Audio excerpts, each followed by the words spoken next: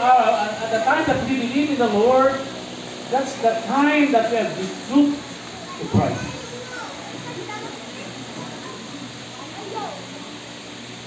And then, nakita natin mga isun ba, from the time of our betrothal up to the coming of our Lord is a long period of time. Taas kayo na panahon. Usato pa, sunod sa panahon,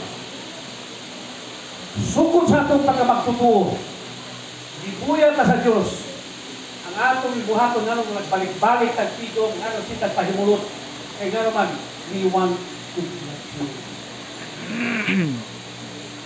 You cannot contract marriage unless you are in a legal age. Nakasaktong edad. Dili ka nahimong pangasaunon if you will not reach maturity. On one hand, we are in the church, we are the body of Christ. At the body of Christ, ingon dito sa Efesio Kapitulo 5, kita pangasaunon ni Kristo.